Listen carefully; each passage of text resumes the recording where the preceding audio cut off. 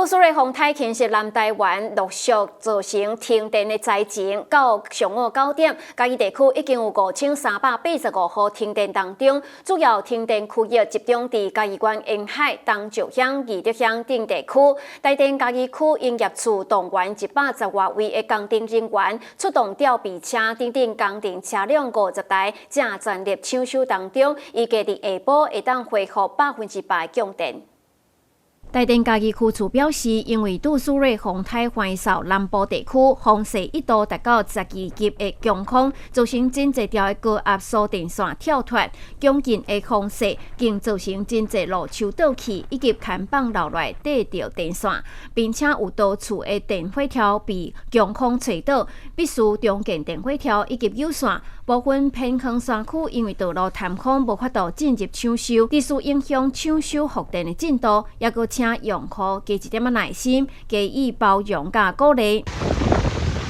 杜苏芮台风目前正在过境台湾当中，那因为强烈的风雨，所以嘉义县政府也在早上紧急宣布停班停课。那这一些强烈的风雨也造成了我们路树的折断与倾倒，那还有一些鹰架的倒塌。目前相关单位也都已经派出人员在做适当的处理。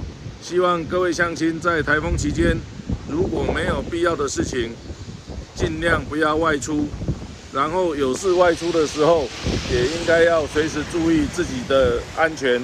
路上的状况。台电嘉义区处强调，电力的抢修工作必须要依照电力的变电所、主干线、分机线原则来进行，并且以捷运、火车、自来水以及通话通讯等公共设施为优先安排人员抢修，请民众耐心等候。新新闻钟来成义德乡采访报道。啊！你过马路那请假呢？哦，你唔知啦。即摆过马路最危险的马路如虎口安尼较安全。唔免啦，即摆过马路吼，若无礼让行人，有加重罚则。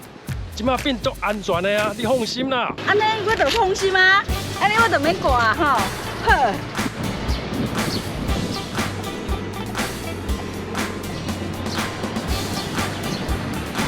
袂歹哦，我们现在就是要礼让行人。台湾现在很多人看过马路不敢过。你们看车来的惊，所以我们是人让车。那现在台湾要整个要改变，我们原本就是应该车要让人。对啊。所以现在台湾要加重处罚了。如果你没有让人的话，那你的罚款会很重。